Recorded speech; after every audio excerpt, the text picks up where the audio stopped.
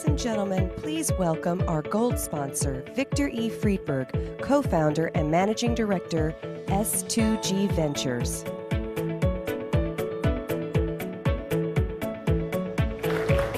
Good morning, everybody. Thank you for the early start. We really appreciate it. I was up pretty late last night. I had to actually rewrite my speech.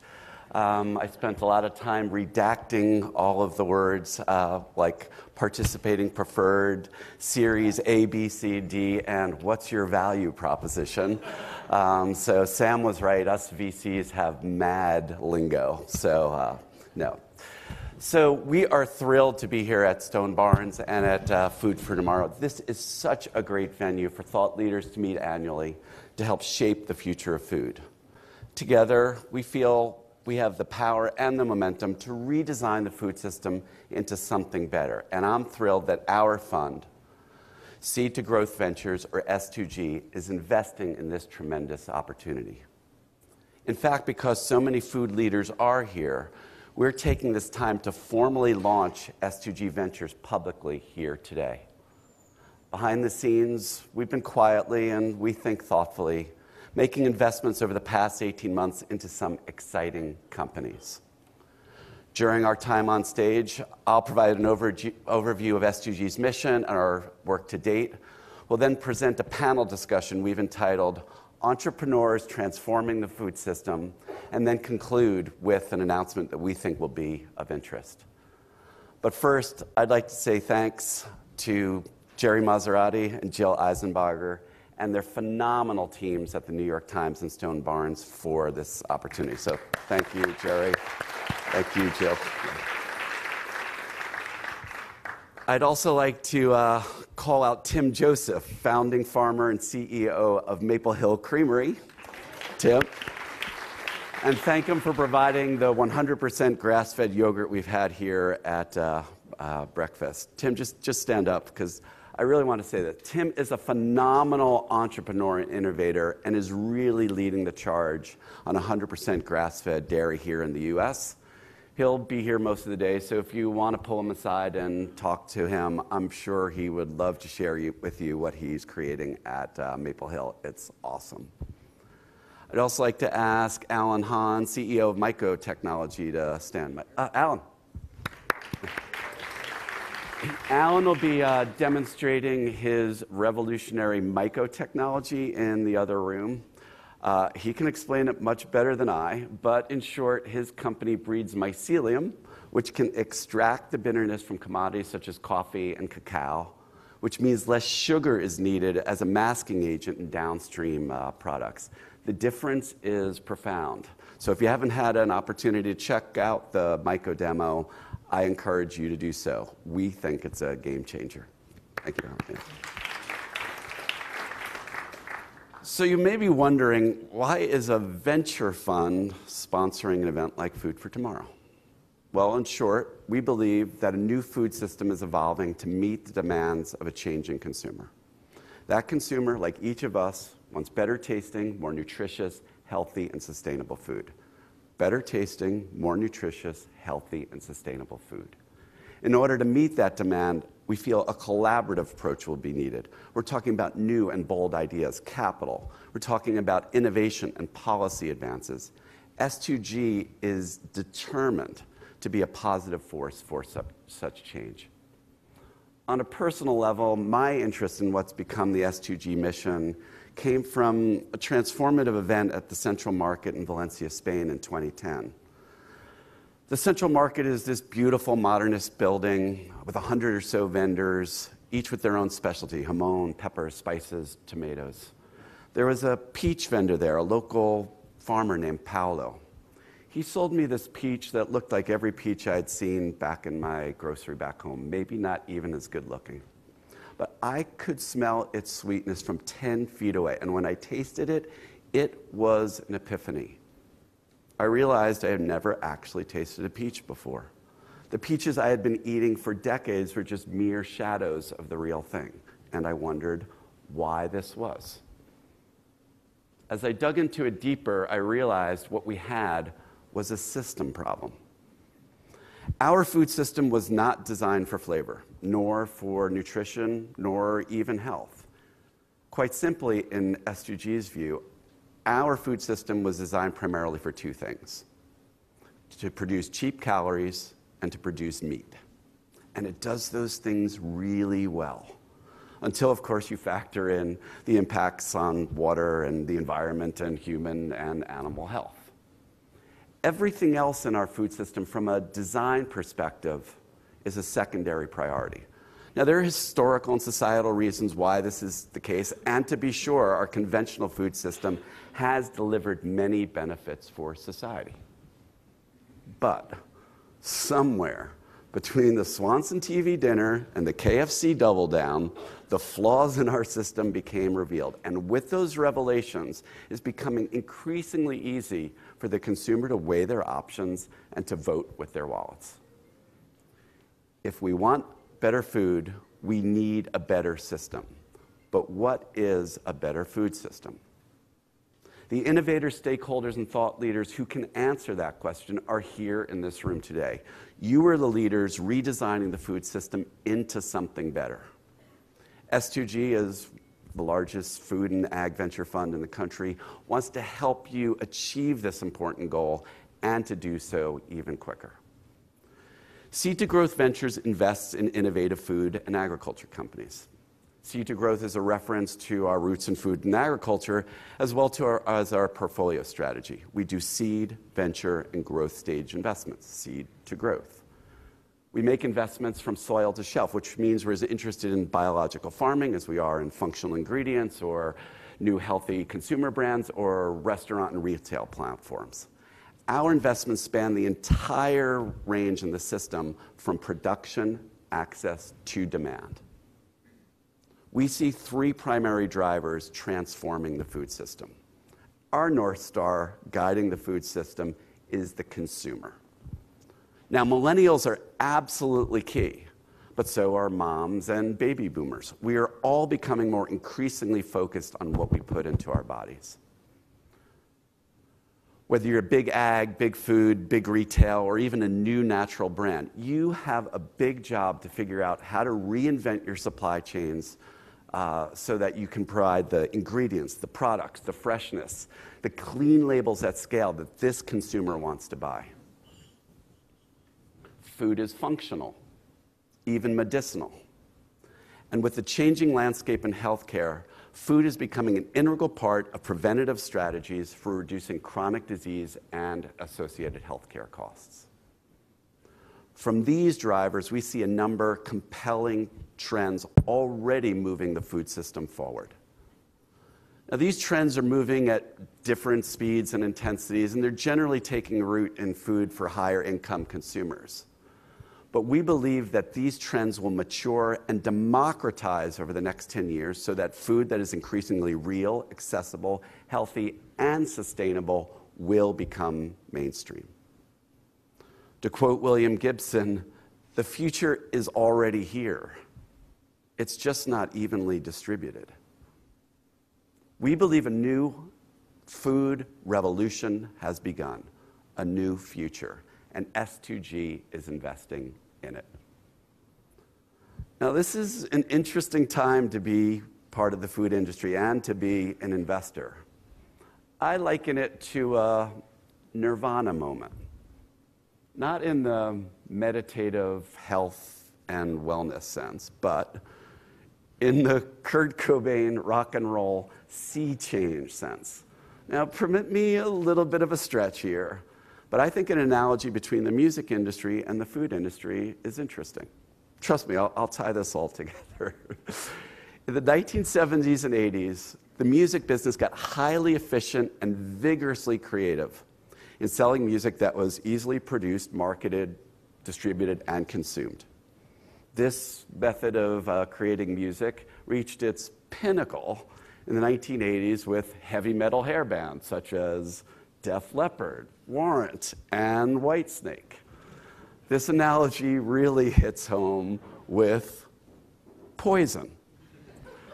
Now, I was a young producer and interactive TV show designer at MTV during those days, so I had sort of a front row seat at the twilight of music mass marketing when, in 1991, an insurgent indie band from Seattle shook the music business when Smells Like Teen Spirit was released. Almost overnight, as the sea change got underway, the consumer seemed no longer satisfied with overprocessed, overmarketed, and some would say cheap calorie music. Indeed, this consumer seemed resistant, if not immune, to the marketing and advertising strategies that had been perfected in previous decades. At the same time, the internet, Napster, and then iTunes exploded. Technology and innovation drove new methods of access. Music tribes began to form, connecting people and listeners to music that they truly identified with. It wasn't just about big brand artists selling 20 million records. Smaller and more innovative artists could find their audiences and thrive. The long tail had begun. The rules had changed. There was a new reality that led big companies and startups alike to find new ways to leverage their financial and human capital, their infrastructure and systems, to create new models and products. The choice became clear: innovate and adapt, or manage the decay. In either case, business as usual was no longer an option. Business as usual is no longer an option. Now, I know this analogy is neither perfect nor complete. It's just a way to think about how quickly and deeply change can happen when the consumer is driving it. And yes, indulgence and not so good for you will continue in both the food and the music industry. But this fact remains clear for both. If you're looking for the good stuff, there's more of it, and it's easier to find. The next generation of innovators have arrived, and they're starting food businesses. One of our portfolio companies is a great example of this. 3 Georgetown classmates who wanted to start actually a music business. Instead, they founded a fast casual restaurant. That restaurant, Sweet Green, is one of the fastest growing restaurants on both the East and the West Coast, and is one of the most authentic and dynamic healthy food platforms in the country. Nick Jamay, who was on the panel yesterday, and I think you guys could see, and his co-founders, John Newman and Nathaniel Rue, represent a new breed of entrepreneur who authentically live their brand and are seeking to create impact by being successful at scale.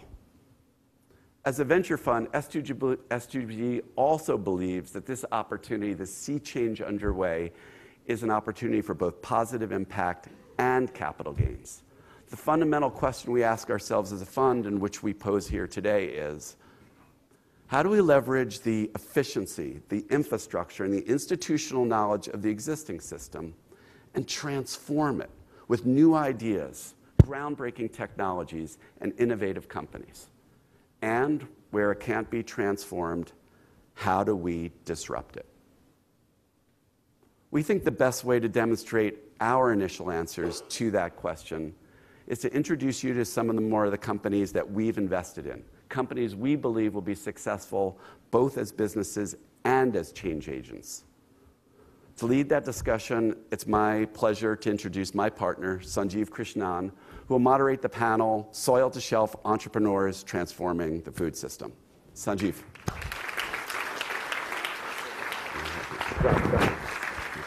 Thank you so much for the New York Times and for Blue Hill Stone Barns. I'm wanting to invite our portfolio companies and colleagues up on stage and perhaps introduce yourself. I'm Sanjeev Krishnan, Managing Director at S2G Ventures.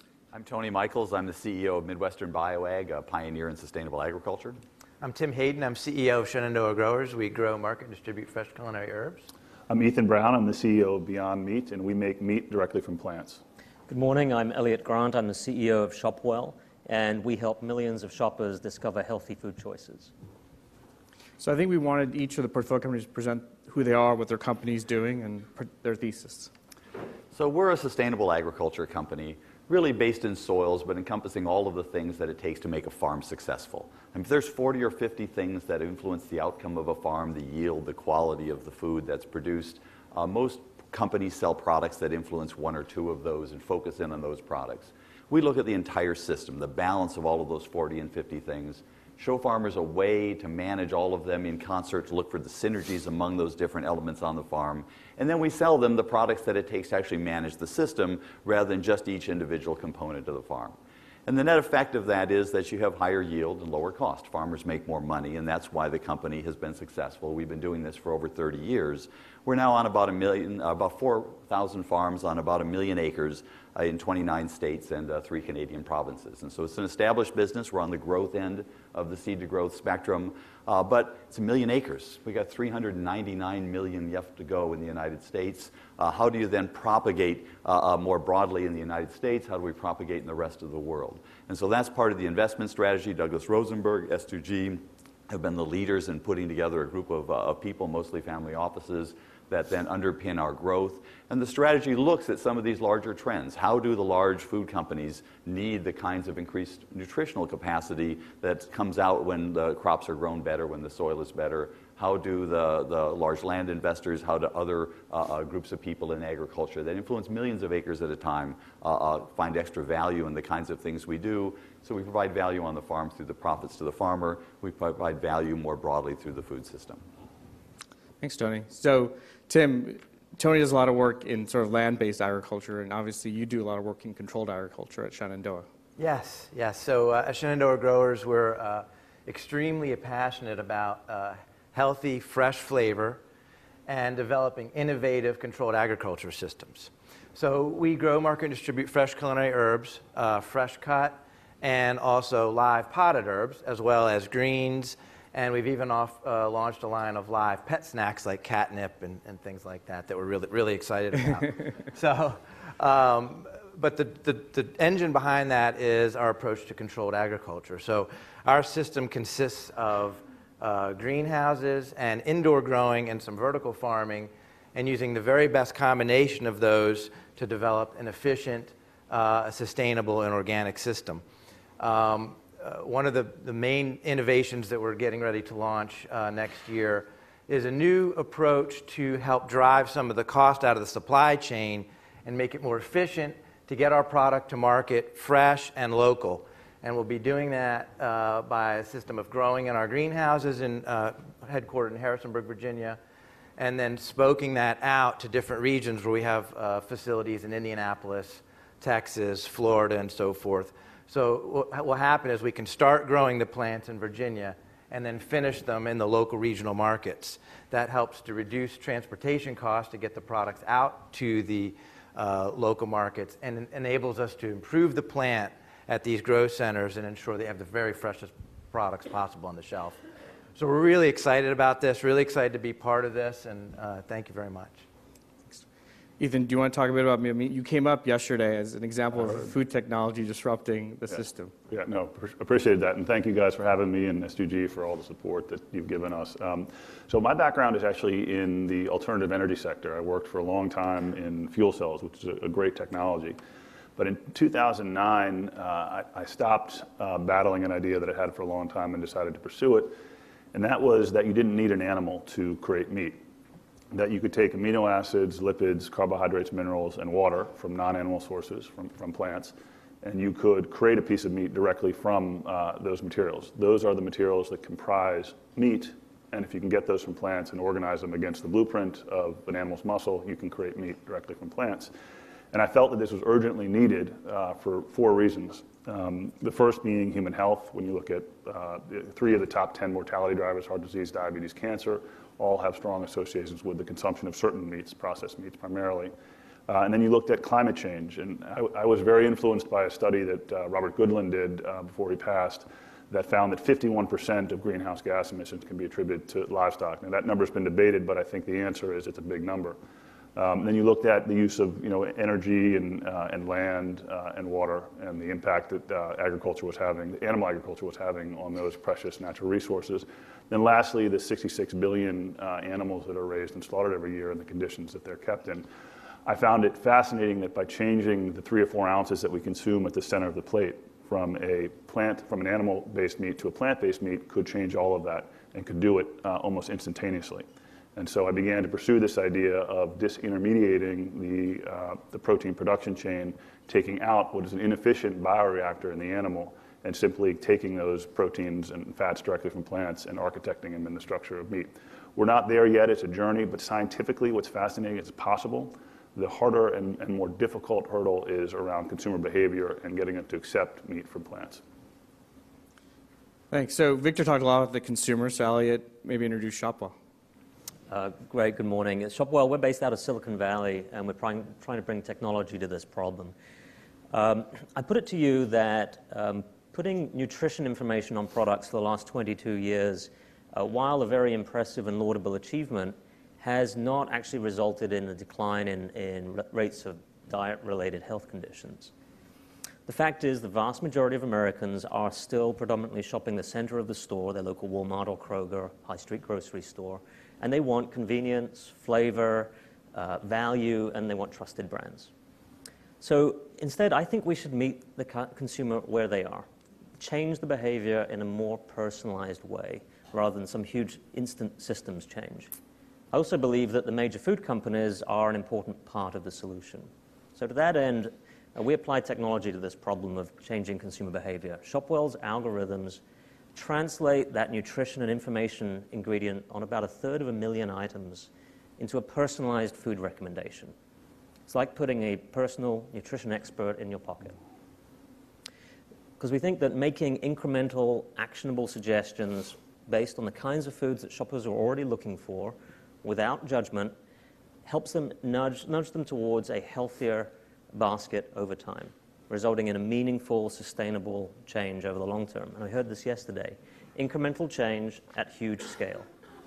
So today, 2 million shoppers already use ShopWell's free app to discover food that's better for them personally. Our goal is to reach 100 million people and make nutrition-based food recommendations as unremarkable as getting a movie suggestion from Netflix. And that's the analogy we use. Netflix has transformed the way you discover the long tail of movies, and ShopWell is going to transform the way you discover the long tail of food.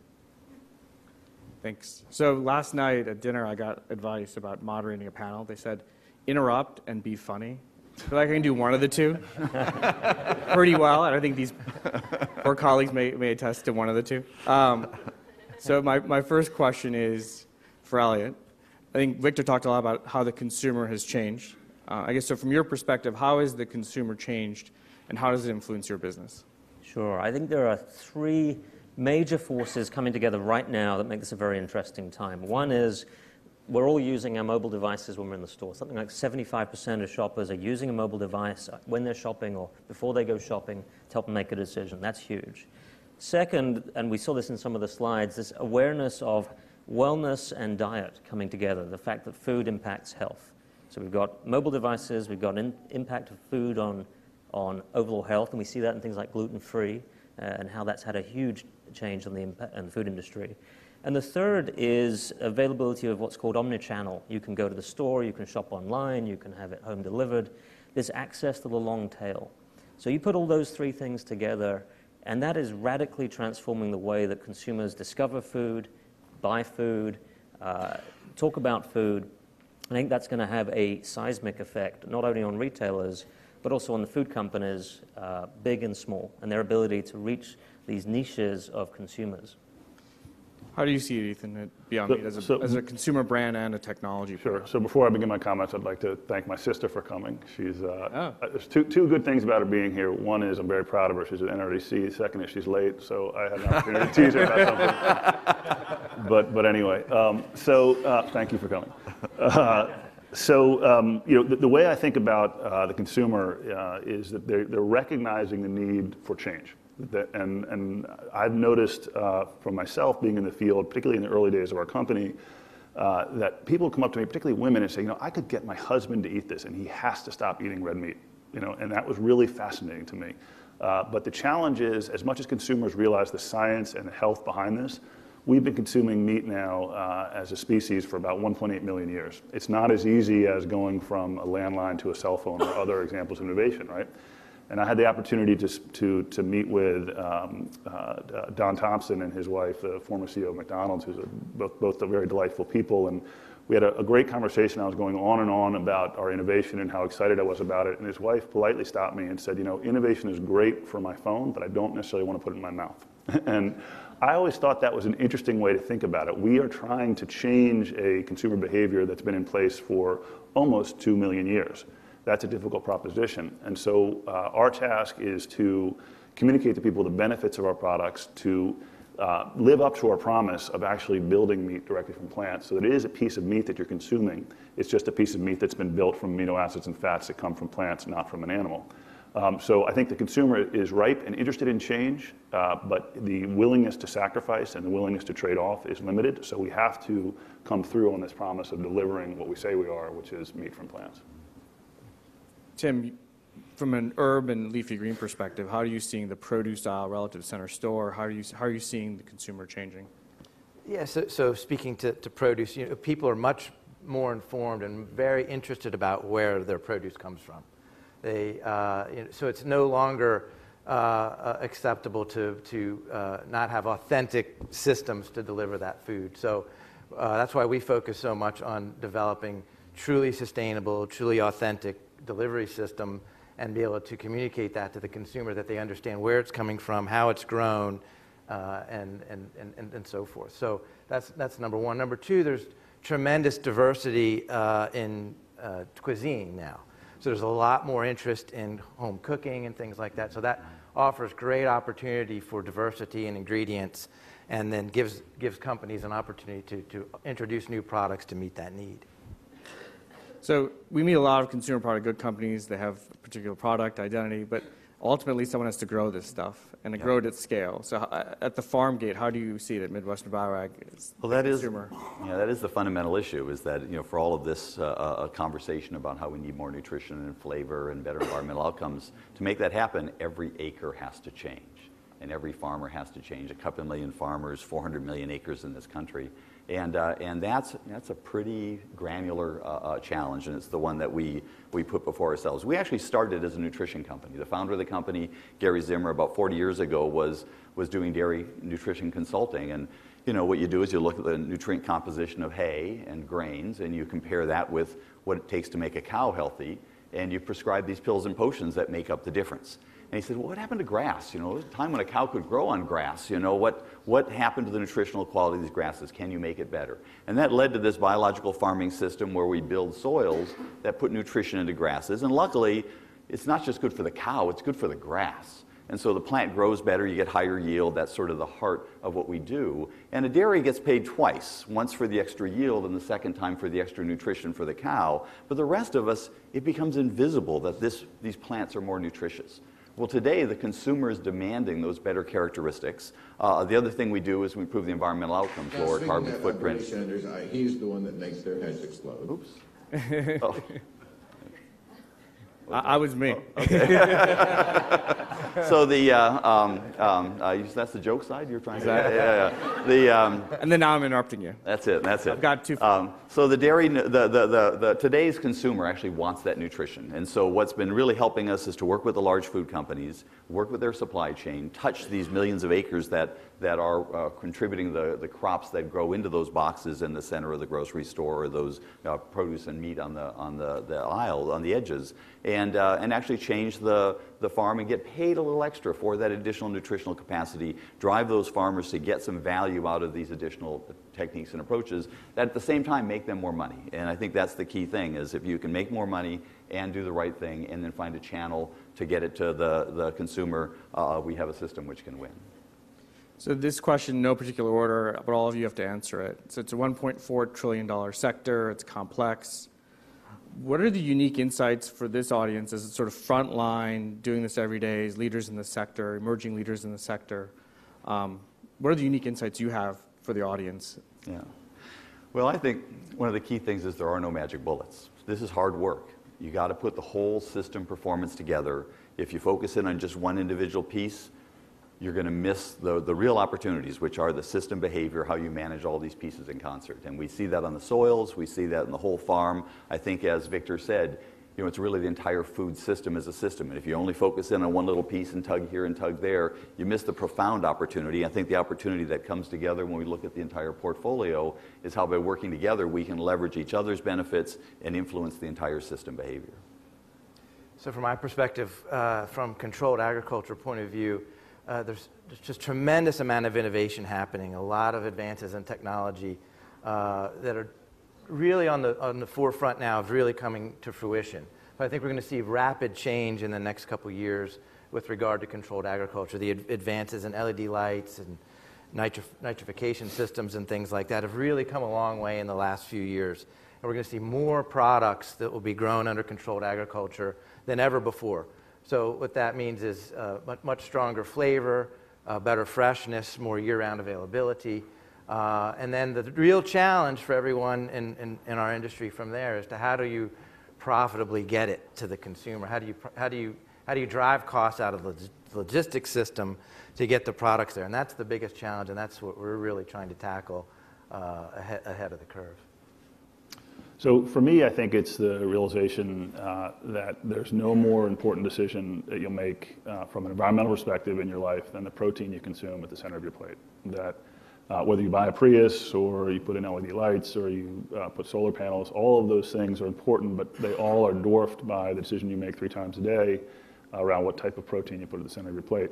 The good news is that we can provide a form of meat that is more benign relative to the environment and healthier for you, and that we're working every year to build that protein so that there's no trade-off between an animal and plant-based protein. So I'm going to try and make a very timely comment. I don't know, some of you may know, it's Back to the Future Day today. Yeah, right. So, 2015. So it's October 21st, 2015. In 1989, Back to the Future 2 predicted this is the future. So here we are.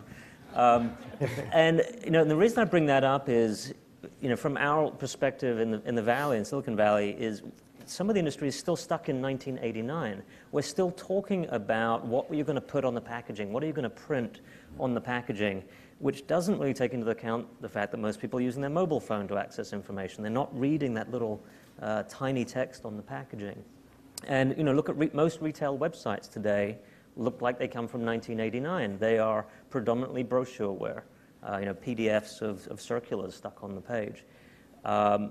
So I think the insight is, let's catch up to 2015. Let's apply technology in the way that consumers are already way ahead of us. They already expect personalization, immediacy, digital solutions, and we sort of got to drag the retailers and the manufacturers and to some extent the policymakers into 2015 and meet the consumers where they are today. So this is a bit of a jump ball question. So there's the consumer and then there's the customer in the food system. And the customer is the retailer, is CPG, it's food service from McDonald's, Chipotle. How do you guys see their role? How do you see their insights? How do you see their contribution going forward? It's for any one of you. If none of you has a comment, Well, I thought, one of the insights to us is that we were working with one of these large food companies, and there's a box in the middle of the store, and they wanted to change one of the characteristics of that box. Had to touch 1 million acres to change one word on the outside of a box in the center of the store. I mean, the scale of change that's required for what it takes to feed this planet is extraordinary. And this is just the United States. I mean, there's a whole planet out there beyond this. And it sort of just made it really clear. Out of over 30 years, we built 1 million acres worth of customers on the farm, and we have to double that to change one characteristic in one box in the center of the grocery store.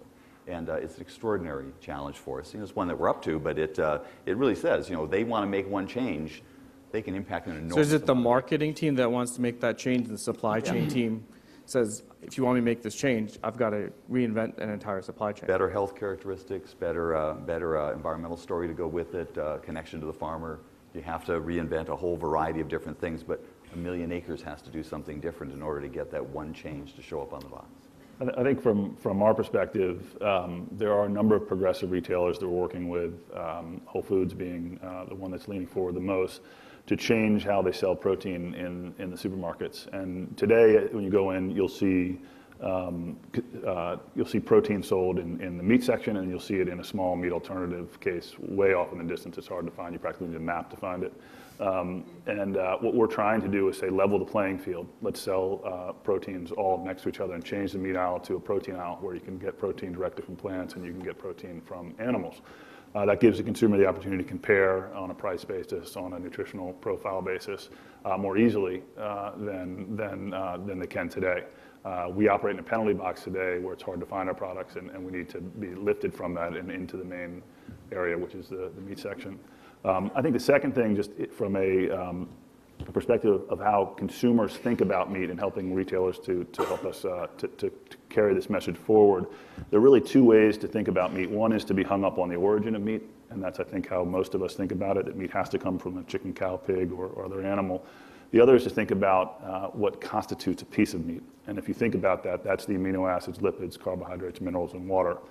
If we're taking those things and we're organizing them in the same exact blueprint that an animal does in their muscle, at the end of the day, it's a game of semantics. Is that a piece of meat or not? From a composition perspective, it is. And so helping people to stop thinking about, hey, meat has to come from an animal, and thinking more about what comprises meat, and am I getting those nutrients, and am I getting them delivered in a texture and form that I'm familiar with, then it becomes a question of where do I want my meat to come from? And if it comes from plants, you have a much better profile.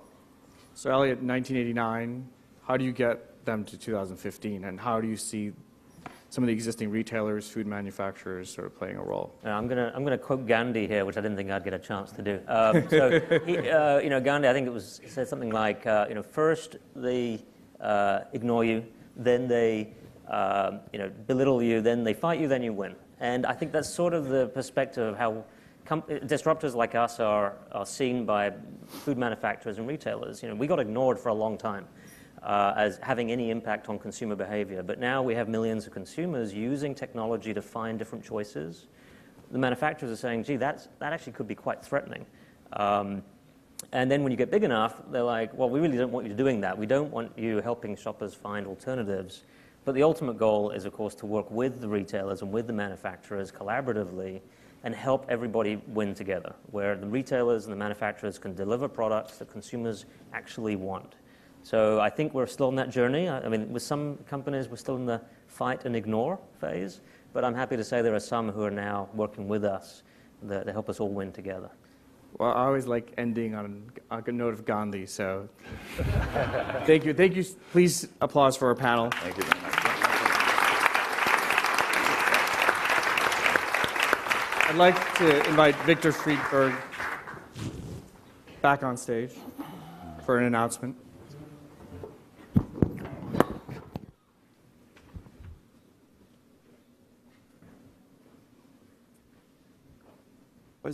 Before the announcement, I was just listening to the panel, which I thought was great, and just started to think about S2G a little bit. And I think when we started the fund, we probably were thinking about it as like a triple bottom line fund.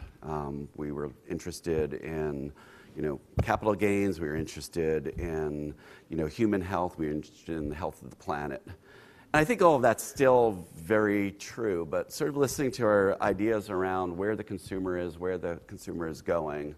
And I'm just wondering for ourselves, is like, are we actually a single bottom line fund, but now for a triple bottom line consumer? It's just something I'm starting to ponder and something we might think about. But anyway, that was just a random thought as a spectator. So yes, we have an announcement. We have a new managing director at S2G. We are actually very thrilled about it. And he is the founder of OpenTable and its former CEO. He was chairman of Grubhub, leader at the Accelerator Impact Incubator Impact Engine in Chicago, a fierce environmentalist and outdoorsman.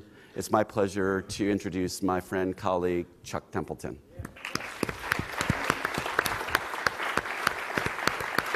Good morning, everyone. So, super excited to be here and super excited to be part of this team. The mission that S2G is on is super exciting.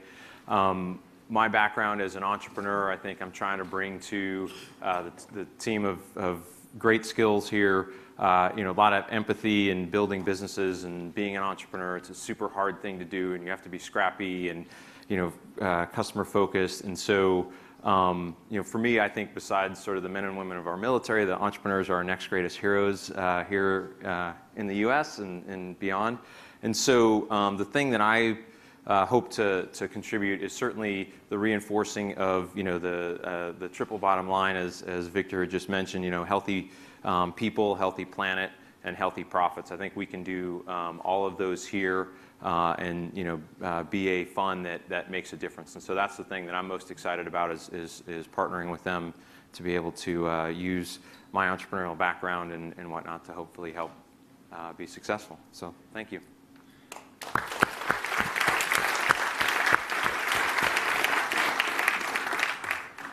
So we just want to thank you for joining us for our launch at S2G Ventures. We hope we've made a contribution to this great event. Mostly, we look forward to continuing the dialogue we started here today and to find ways to work together. Even as a large food and ag venture fund, we are at best a catalyst for innovation. A lot has to do with you guys do, so we're looking to support that.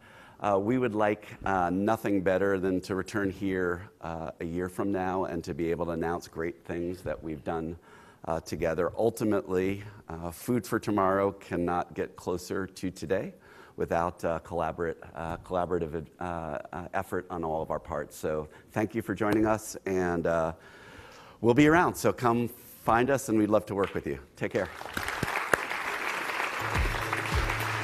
Ladies and